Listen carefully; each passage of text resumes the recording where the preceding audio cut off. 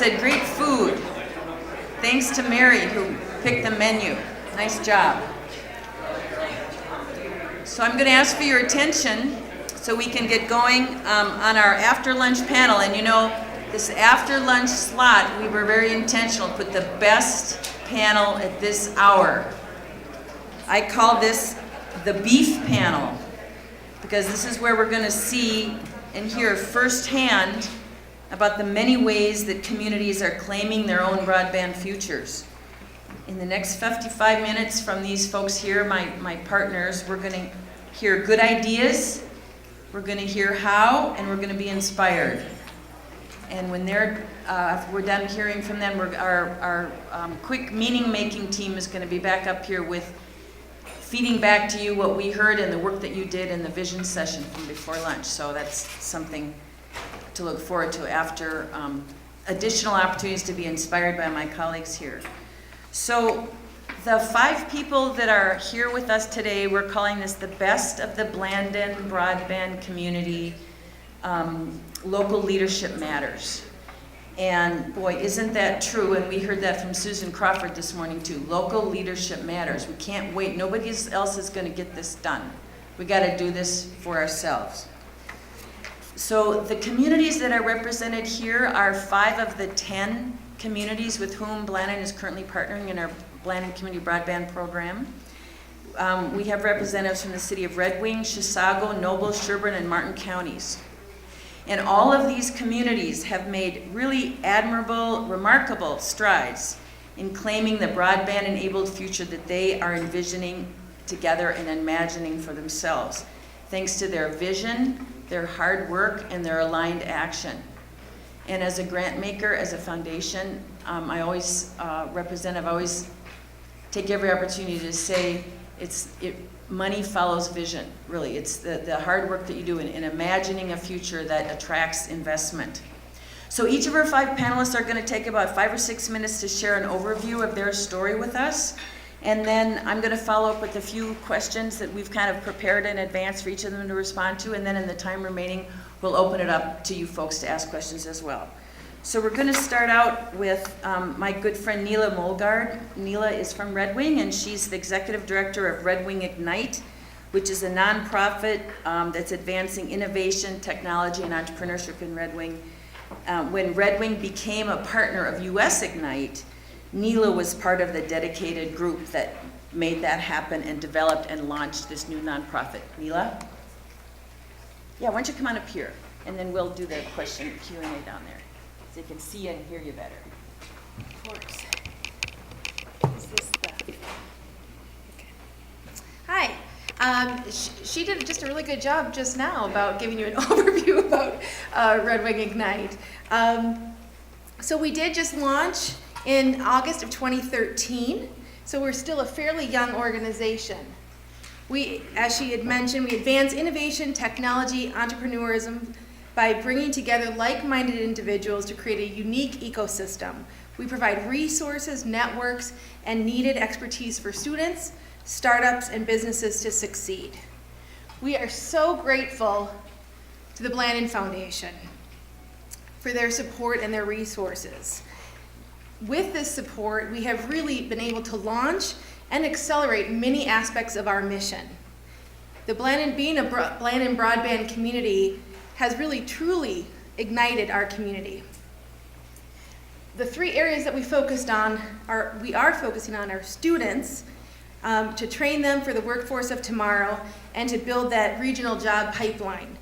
I think all of us in this room are aware of how challenging finding the necessary skill set is. We also foster entrepreneurism and innovation. We provide the needed resources for startups to launch.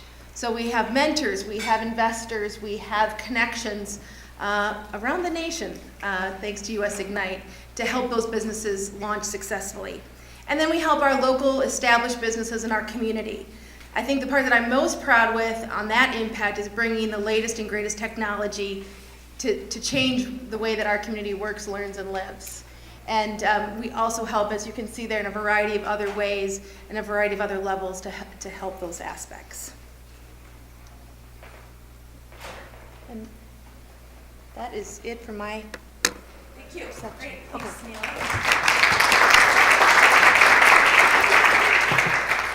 Next, it's my pleasure to invite up here Tom Johnson. Tom is the county administrator for Nobles County, and he chairs NEON, Nobles Economic Opportunity Network. And that's a group that represents the county, school districts, townships, cities, watershed, public, a lot of people that care about Nobles County are embraced in NEON. It was formed in 2013 when they defined broadband as a top priority for their region. And in 2015, Nobles County became a Blandin broadband community, and Tom provides leadership to that work. Thank you, Tom.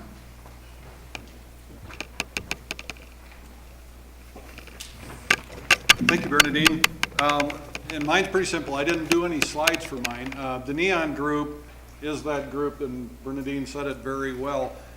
And it was a very, very short time that broadband became a really important part of our community, because we're unique in southwest Minnesota where half the population of our county is in one city. So how do we reach the rest of the county? And we didn't have enough knowledge to do that, and thankfully Blandin saw that we had the need and we had the desire to do that. So we've embarked on a pretty significant feasibility study that, so we're looking at every aspect of broadband. We're using some bridges. One of the big bridges that we're using right now is we've created some hotspots, again through help from Blandin. And what the goal was there was to try and get either the township halls or somewhere in the country, so none of the kids had to drive more than 4 or 5 miles to get to a Wi-Fi source. And we've got several of them up and running. One was a fun one in my opinion, because before the installers with the radio even left the site, there was a person out trying it out and using it in the small town of Rushmore. So it's distributing out. What we're struggling with in a couple of the sites is Wi-Fi. Natural line of sight is a challenge, and a lot of the taller structures around our farms and around our communities are already pledged to some provider, so it's been hard to get them. So we're not quite done with that project, but that's being used as a bridge as we work through the feasibility study, so that first we can understand what the real need is out there. We're about to embark on a major survey, which we're going to do a face-to-face survey of as many of the residents as we can, with a goal of at least 10%, which doesn't sound like much, but that's a big challenge for a small community. And figure out what our take rates are going to be, so that we can understand what our total costs are going to be, what the revenues can be. We've engaged Finley Engineering and CCG Consulting to help us with this survey, to help us put the plan together, to help us develop a couple of options on how we can get to the end goal of FTTP. Because in addition to just getting it to the homes, we've got a significant agriculture economy where there are many, many farmers that have built remote livestock facilities. And what's really important and really came to the forefront over the last couple of years is some of the, I think everybody heard about the bird flu. Everybody's probably heard about the pork problems that were over the last couple of years. The farmers need a way to monitor these remote barns. And without a good source to have that video monitoring and all the other data collection, it's been a real challenge. So that's our short story.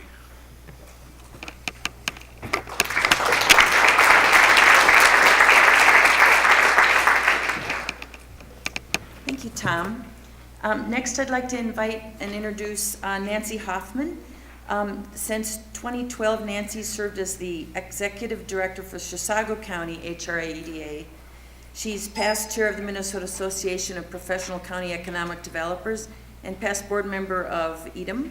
And I'm so pleased that Nancy serves as a member of the Blandin Broadband Strategy Board. Thank you for that service, Nancy. Come on up.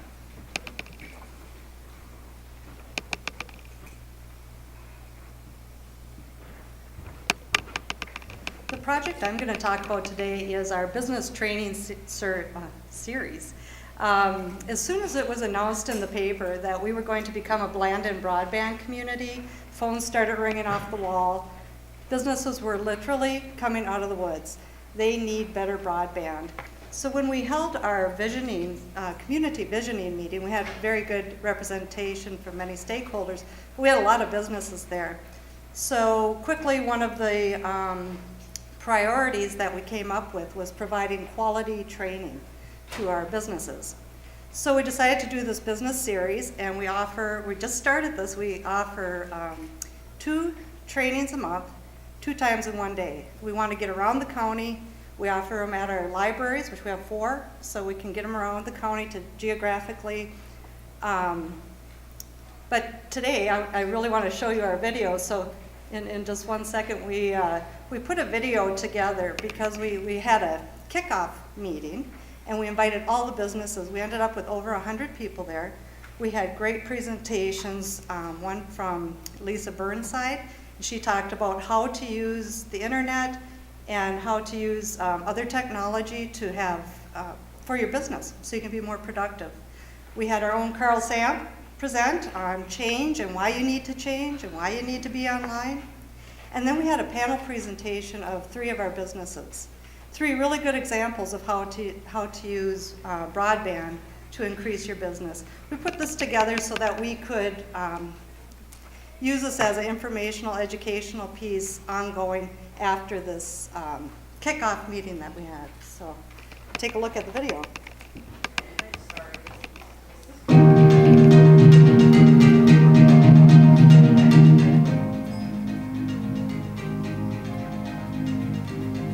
One significant mission of the Chisago County Economic Development Authority is to retain and assist businesses in providing resources for continued growth.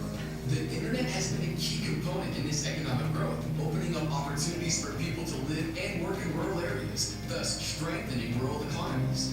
Hi, I'm Nancy Hoffman, the Executive Director of the Chisago County HRA EDA. Welcome to Chisago County. We believe that one of the top growth strategies for businesses in rural areas is the internet. Chisago County businesses are experiencing firsthand how the internet has allowed them to compete with urban areas, thus leveling the playing field for their successful business. This has contributed a great deal to our local economy. Here are the stories of 3 of our Chisago County business owners that have harnessed the power of the internet as a primary marketing strategy in growing their successful business. Let's listen to their story.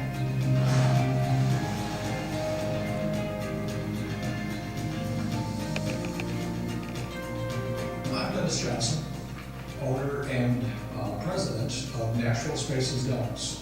We distribute domes now worldwide, and our customer base has become the world. Our business has grown substantially, but only because of the internet. Our customer base is worldwide, and we rely on the internet for 100% of our customers. We're dealing with Norway, Japan, Russia, New Zealand, Latvia. What we've learned is that our customers want digital information. The increase that we have in our sales would not have been possible without the internet.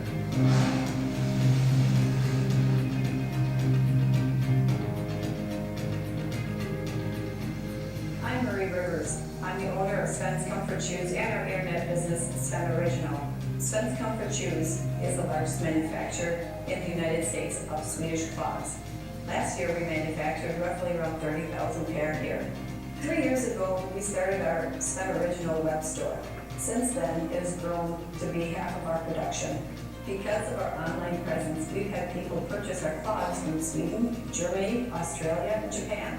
Even though we live in the small community of Chisago Lakes area with around 5,000 people, we were able to expand our business up to $3.5 million, which is incredible for such a small area.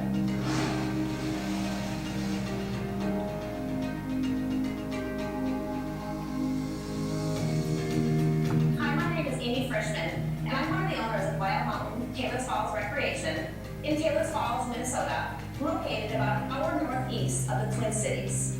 We are a 4-season recreational business. In the wintertime, we offer skiing, snowboarding, and snow tubing.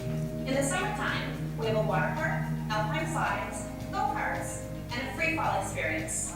We use the internet for all aspects of our business. We do it for advertising and for marketing through our website and a social media presence. And we use the internet to check in the guests when they arrive at our location to make sure our guests can have fantastic customer service and be able to get out in the hill or on the water park as quickly as possible. If you are looking to start or expand your business, consider Chisago County as your #1 champion location to help your business succeed. Chisago County is located in east central Minnesota, just 35 miles north of the Twin Cities. For more information, contact Chisago County today.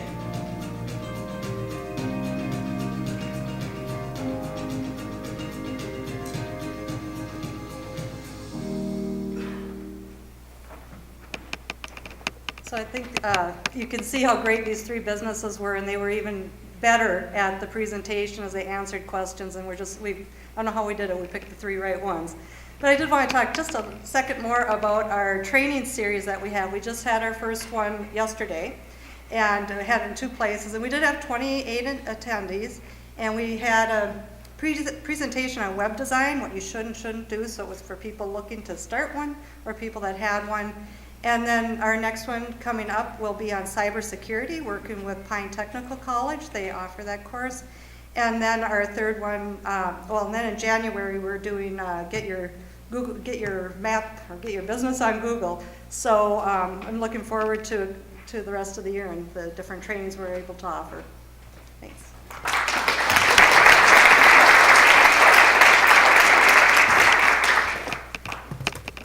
Thanks so much, Nancy. Next, I'm going to introduce Kay. And Kay Rook, Kay, is that how you pronounce your family name? Rookie. I should know, thank you, Rookie. She's the Martin County Recorder in Fairmont, Minnesota. And Kay chairs the Minnesota Official Municipal Systems, which is a statewide marriage and veteran index, and she serves on the Minnesota Electronic Real Estate Recording Commission. Thank you, Kay, for being with us today.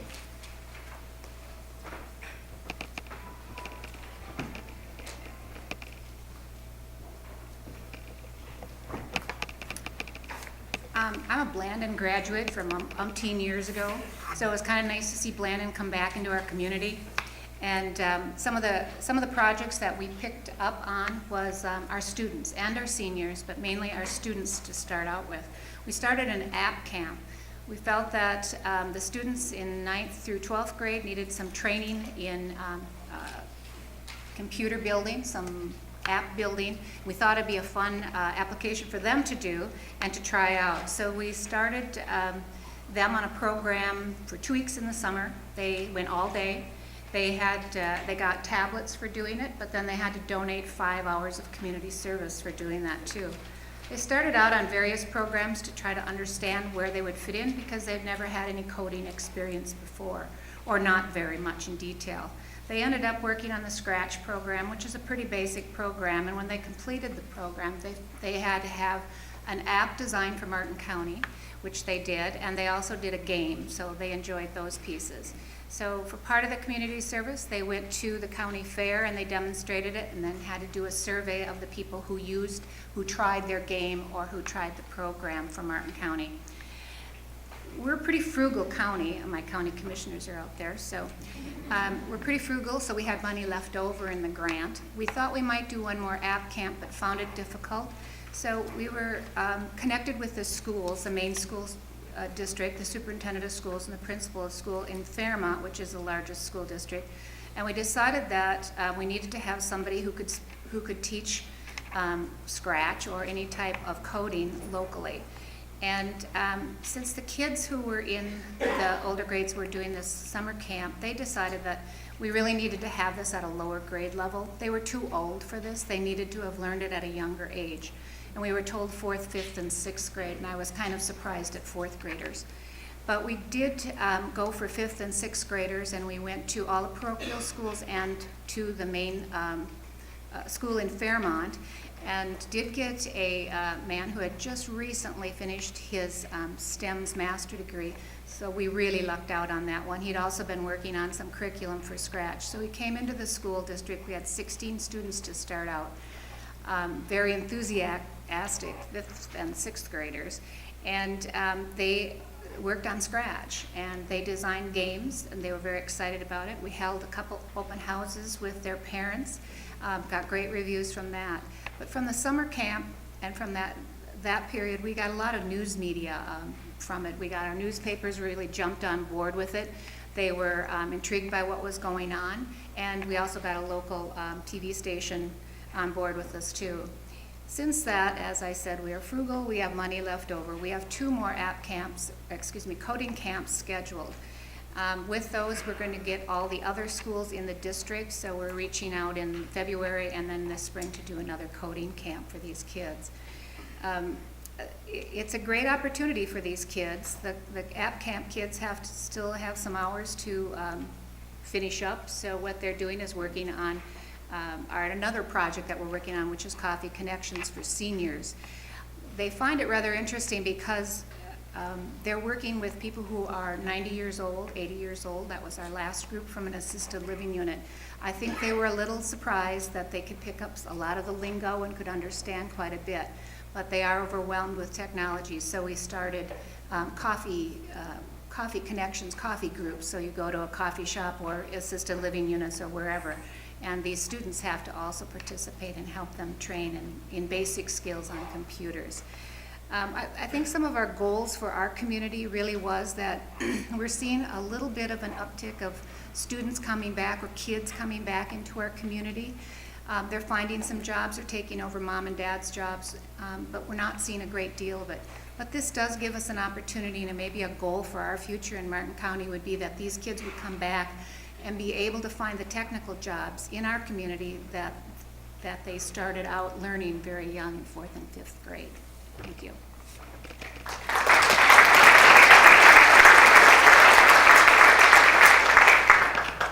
Thank you, Kay. And last but not least, I'd like to introduce Dan Weber. Dan is with Sherburne County, and he's worked with them since 2012, serving as county assessor and economic development specialist before becoming assistant administrator in 2014. Please welcome Dan Weber.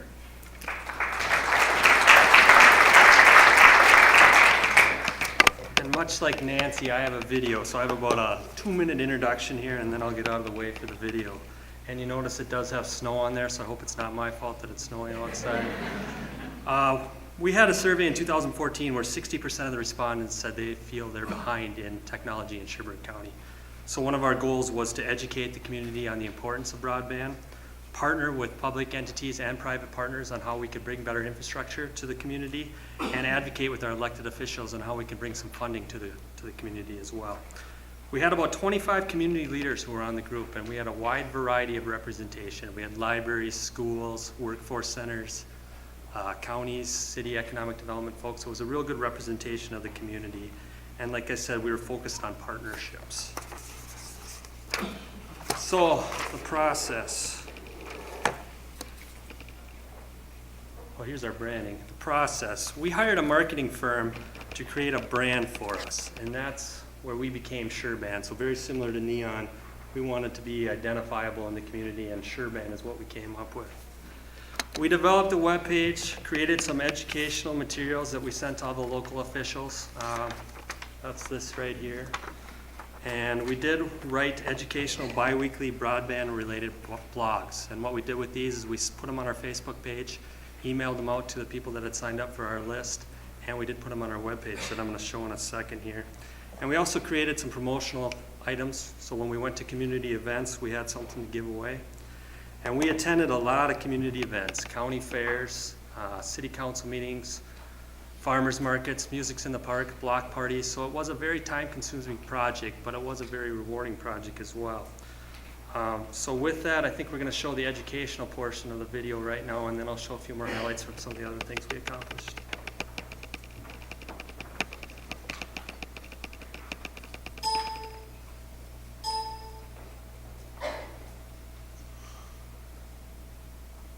Simply defined, broadband is an always-on, high-speed internet connection that allows users to download and manage large files quickly and easily. What many people don't know is that broadband positively impacts people in communities. It is a lot more exciting than that, I promise. Troy Anderson from ISD 728 says that students everywhere in the district, from Rogers to Zimmerman, depend on being connected to the internet for schoolwork. You know, I think broadband has some significant advantages for us in our system. 7 to 10 years ago, it wasn't a big priority for school systems, but I think one of the big things we're seeing now is the change in the curriculum. 5 years ago, much of the content was, in a textbook that we received. And now what we're noticing with our curriculum adoptions is so much of that content is in a digital format now. So with the broadband access, kids can have that opportunity to go home. They're really not connected or tied to the school. They should be able to access those resources 24/7. And we really talk about giving kids lots of flexibility in their learning. Having the ability to access the internet from wherever they are is a huge advantage, because we know kids are busy with their schedules more so than ever before. So we can provide them with an environment that allows them to access the research tools that are provided not only at school, but also at home. But then also be able to access the resources their teachers are providing them through a learning management system, which allows them to access workbook pages, videos, their digital calendars. Kids are much more mobile than they've ever been before. I want to tell a story that just happened here about a week ago. A young man was sitting out front of our local library when I was leaving our Beyond the Yellow Ribbon committee group, probably at about 8:30 in the morning, or 8:30 in the evening, I'm sorry. I noticed him sitting out front of our public library, which at that time was closed, and he's sitting on the sidewalk underneath the light of the overhang. And I happened to walk over and ask him if he needed any help. And he said no, he was just trying to sit there and finish up his homework, and he was accessing the Wi-Fi from the public library system because he didn't have access to it at home. Those are one of the things that, for quality of life, you want to make sure that everybody has access to good, quality, affordable broadband in your community. Broadband access also has an impact on emergency services.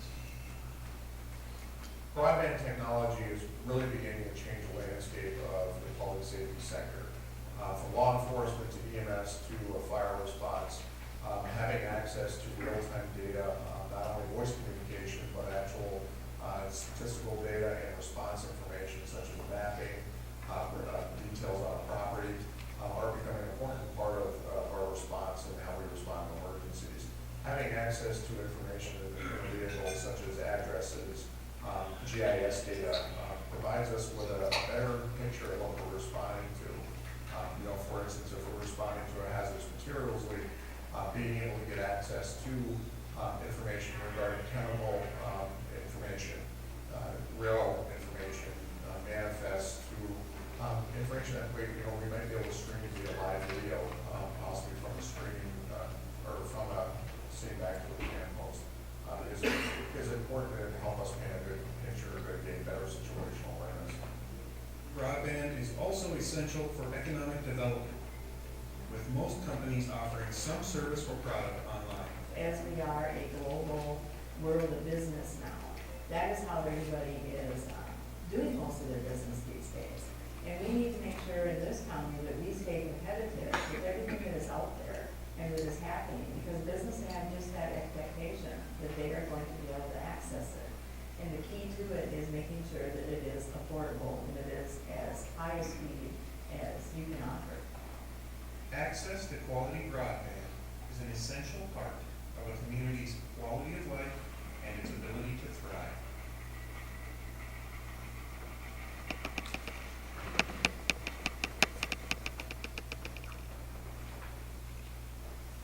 I got a couple more slides on here if I can go through them real quick. Carl, I still got a little time.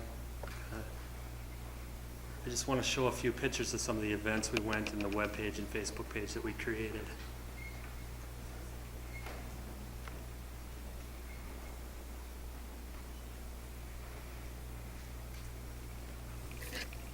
So here's our webpage that we created, and we wanted it to be educational yet useful. So I have 3 slides on here. Here's kind of the education portion. The next portion is kind of the advocate. What can they do to help? And you can contact elected officials on there, and you can also test your broadband speed and some of the events that we were going to be seen at, so community members knew where to find us. And then we had another aspect on there where they could tell us their story. And this wasn't quite as successful as I hoped for. We were hoping to get a lot of stories to go to these city council meetings with, and we probably had 15 to 20, and we did use some of those in our blogs. Some of those people we contacted and put them in our blogs, but it wasn't quite as successful as I had hoped. Here's our Facebook page where we put those blogs and any events that we were going to be attending on. Here's the Sherburne County Fair, and actually Albert Kangas there is from Palmer Wireless. So we did have some providers that were involved in our project. Here's Amanda, 3 Cheers for Broadband was that one at the county fair. And then we had a music festival in Big Lake where we were handing out our magnets and our information. So that's my presentation. Thank you.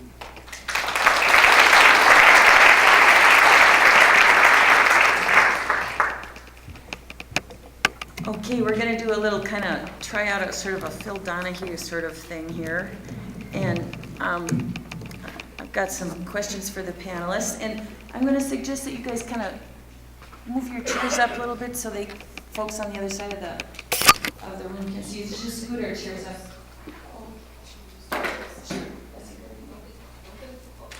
Okay.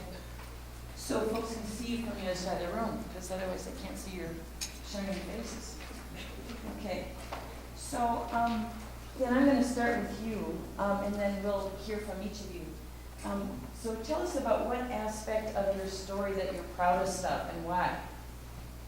Well, earlier today someone asked about what can a community do to get their legislators' attention on broadband issues, and we did have a broadband town hall hosted in Sherburne County. We had 5 legislators there, we had 3 commissioners, 3 providers, and the room was packed. And I think Aunt Tracy documented it on her blog and sent it out, but it was a very productive meeting. It really helped keep our momentum of our group going, and it was kind of one of our goals, so I consider that project a big one. Thanks. Why don't you just go ahead and pass the mic on down, okay? Okay, mine was with the app camps and the coding camps, and I think the proudest moments for us is that when we had our open houses for this last group of kids, the parents came for 2 different nights, and I think the parents were really surprised and pretty impressed that their kids were doing these things, and I got to see the games. But I think too is when the dads came up to us and shook their hands because they were so amazed that their kids were doing these things. I was amazed they could do it too.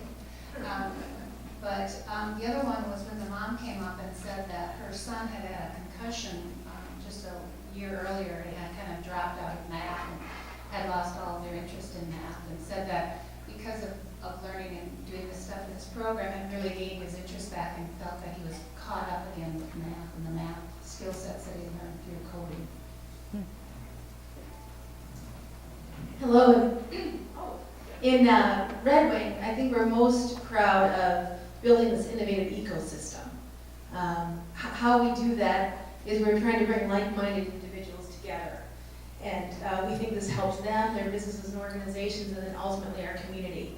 And we've built, thanks to Blandin, many networks that are now working together and talking together. One is we have a community advisory panel with sector leaders, from the president of the chamber to the director of public safety. And this group actually just voted to meet more frequently on their own will. I didn't even ask them because they wanted to get more involved in the efforts of our nonprofit.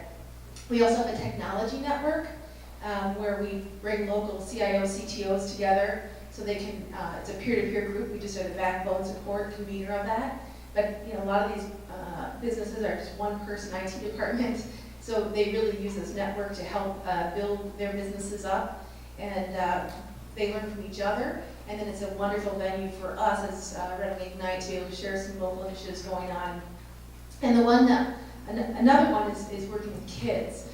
We've brought 2 international programs to Red Wing that are helping kids learn new skills. Coding, and obviously, is the fundamental for each of that. The one part that Blandin wanted me to talk about is our STEAM team. We've added arts to STEM. Red Wing's very well known for our arts association.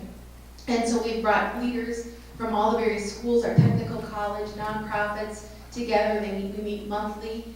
All of our resources and times are limited, so we all work together to how to better enrich experiences for our students and provide them more opportunities in their school and preparing for the future. So we've also been able to put coding units in the schools.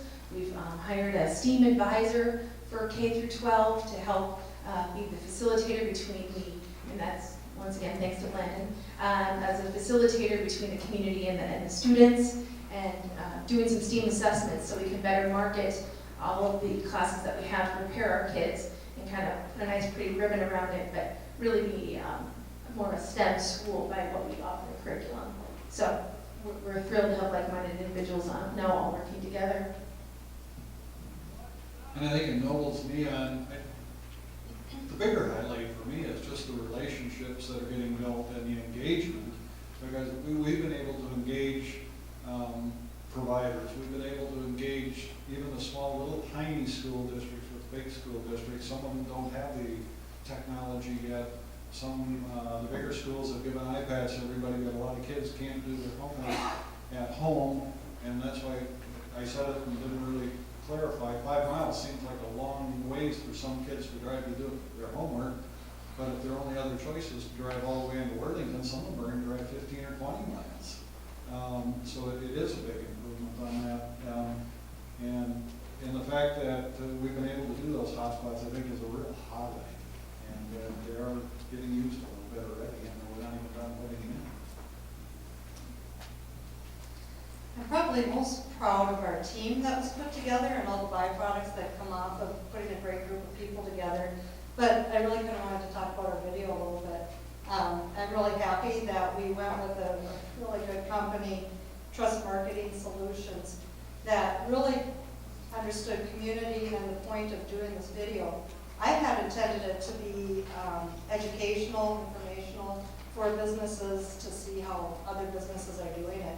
But it became, you know, as Blandin has that fifth pillar of marketing our areas as high-tech areas, it became our marketing video. And so for economic development, I came up with a really great tool. Thanks. Okay, so my next question I wanted to ask each of you about is to share some advice with us. So based on your experience, if you had, I know that my own county economic development partner, Mark Zimmerman's in the room with us, and I'm sure there are other counterparts out there too, trying to do what you're trying to do. What advice do you have based on your experience, Dan? I think the biggest thing for a county employee is to have a supporting county board is huge, because it is a time commitment when you become a Blandin Broadband community member. There's a lot of meetings, with a project like ours, there's a lot of night meetings, a lot of weekend events. So you really want to have that county board support to make sure that they're on board with you spending that much time on a project like this. I think it's community involvement more than anything, is understanding what's out in your community, what your community has to offer, what resources you have to offer, and what you can glean off of that. That was really important with the students that we worked with and the school systems we worked with, but just also knowing what is available within the community and how we can expand and work off of that. Since Red Wing's already fortunate to have gigabit connectivity, we've just been trying to build this ecosystem, as I mentioned. And so I think the biggest advice I would have is to meet people where they're at. We've had more and more engagement this last year by many different types of individuals, where maybe 2 years ago we did a hackathon. I don't know how many people are familiar with that. It just drew a group of people. We had maybe 50 people there. But now, because we're working with kids, so now people might be like, oh, they don't want to go to hackathon, but they love working with kids. We have a whole new group of people that are engaged that way. Maybe they've been in an IT department and they didn't know how to get engaged, but now they're part of that network. It's just meeting them where they're at and using the talent for what they have to help continue to build your community. And everyone has so much to share, and it really truly does take many hands to do this work. I'm going to expand a little bit on what Neela just said, is meet people where they're at. And it's getting that engagement, but what really sells the programs is coming up with some of those stories of what it really does mean to a lot of individuals, businesses. We've got a sad story that I know of in Worthington where there's a very significant business. It's about a block and a half outside the city limits, and they can't get anybody to bring service. And so they opened an office down in Sioux Falls just so they've got internet connections. You know, it's those kind of stories that are really gonna help sell the commissioners, which I agree with Dan, is critical. I think we're all talking about people and how important it is to bring them together. I would just recommend that you pull the right people together to get your project done. We pulled in the Chamber of Commerce that had never worked together. We have 4 of them in our area, and they bring the credibility to the businesses to come to these events. The library, they bring the venue for us to operate at with computers and a space, as well as the resources that they provide and the technical assistance. Pine Tech is in our group. They have training there already through the RETA program, and so we're bringing some of that into our program. A little bit of a surprise, but Frontier became one of our partners, which was really wonderful. They paid for breakfast at our big pickup event, so that was great. But they also want to provide training for our training series, and we're just happy to do anything they can to help us out with this. And then we brought in, she's just a little firecracker. Her name is Gary Selby, and she's a computer technician, and she's been just helping us out all the way. But she keeps bringing her friends to our meetings. Our group is growing and growing, and it's just wonderful because they're all so involved, and it just brings a lot of passion and fun to our group.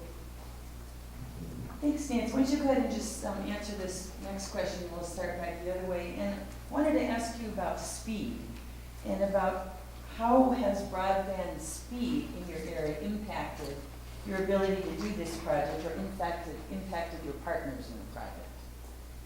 Well, if you remember Amy Frischman with Wild Mountain, when we'd asked her to do the video, she says, is this a positive video or a negative video? Because she wants to provide testimonial on her need for better broadband in order to do the business that she does. And also Dennis Johnson, the Natural Dome Homes. The reason I met him was because he got involved in we also did a survey and wanted to figure out how to get that out and use the survey. And he was there for his own personal reasons as well. So we do have a lot of businesses that are getting by with the broadband that they have, but they could do so much more if they had good broadband. And that's kind of a hard one to answer, because part of our feasibility study is we've developed a little website where people can actually test the speed they're getting versus what they're actually paying for. And, you know, I don't know that I've talked to anybody that hasn't told me they need more speed. And I think that's just a given. But there's a lot of areas that just can't even get connected, so it's hard to really judge it. You know, dairy farms are one that's very much on the upside of learning how to use the internet. You know, I guess when I grew up, I used to walk down a half a mile to the neighbors and milk cows and get a gallon of milk and go home with it. And you had to beat the truck there, because the truck got there, I don't know if it was every other day the truck got there at this time. Now the truck comes when the tank says it's got time to go.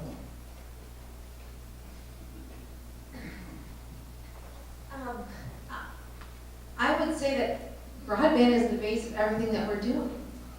We wouldn't be working with the students, we wouldn't be working with startups and trying to bring the latest innovation into our community. We wouldn't be, the work we're doing in our community and our businesses, all of it stems from having gigabit connectivity and this fabulous broadband. So we're very fortunate in our region and in Renwick, thanks to Hiawatha Broadband Communications, for the service that they provide. And everything we do is built off of that. You know, the Intelligent Community Indicators visual or framework, excuse me. I mean, broadband is the start of all of it, to digital inclusion, to workforce development, to marketing, to innovation. And so we're fortunate that the broadband piece we have, and now we're able to work in all those other buckets. So. Martin County is similar to Nobles County, so we're like Tom, you know, we have a lot of agricultural people involved in our community. They're a huge economic piece for us. When we train our kids, and we're also training our adults, our older adults, to learn how to do everything online, and yet we don't offer broadband that's accessible throughout the county. It's kind of an oxymoron. I mean, we've got to do both, and we've got to do, I think they better come at the same time. So we can't expect our students to stay in Martin County and want to grow here in Martin County, or can we expect them to want to come back to the family farm when they can't even go out to their feedlot or out to their farm where their business is really at and not have accessibility to it. So it's really vital. Both of them have to really come at the same time. And I think in Sherburne, the lack of broadband was a key to getting our group together so fast. If it wouldn't have been an issue, we wouldn't have had much interest in it. But when we created our project, we had people, within 2 weeks, we had 40 letters to school. It was just, the lack of broadband really was a way to bring people together. A point of pain, yeah. So let me turn the floor open to you. What questions or comments do you have for our terrific panelists here today?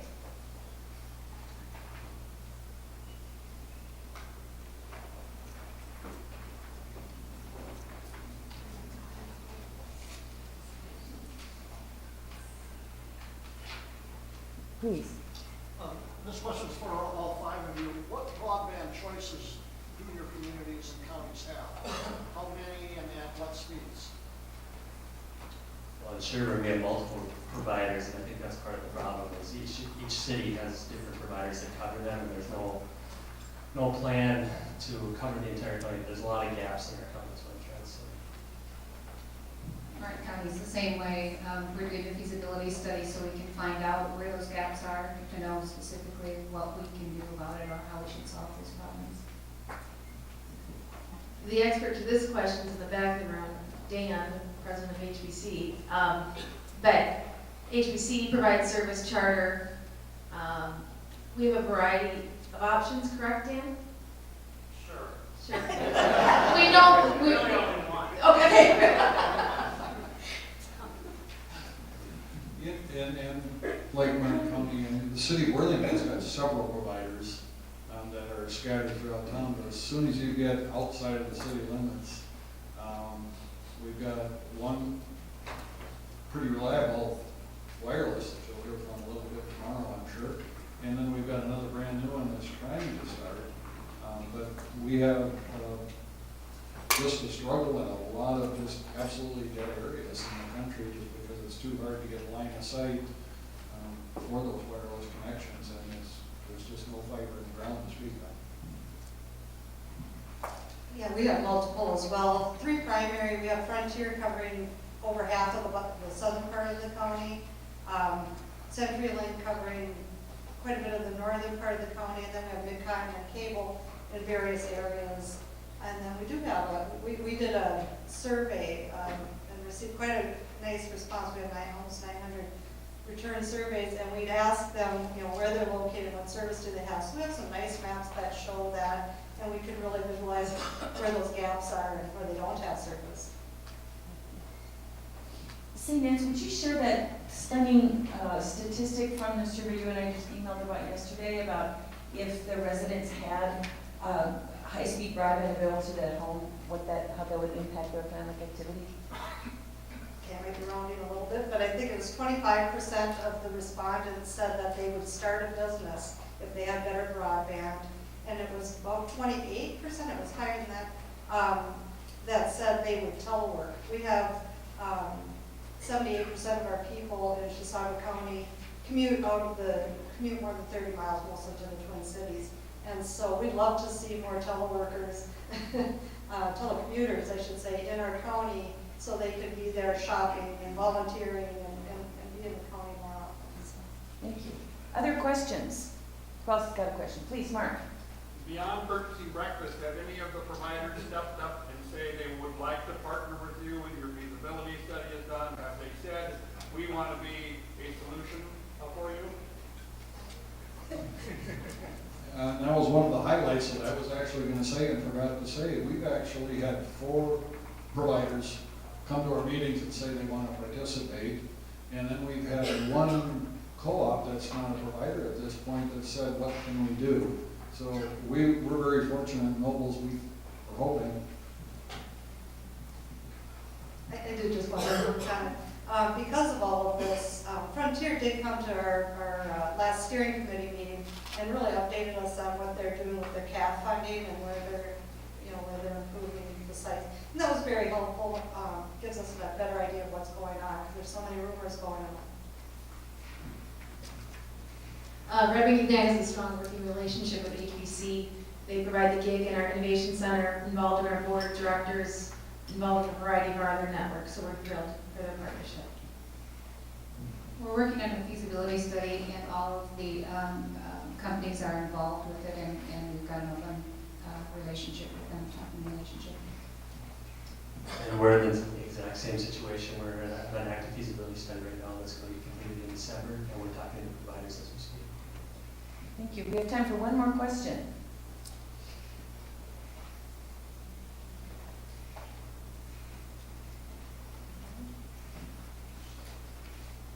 Okay, well, please join me in thanking these leaders for all their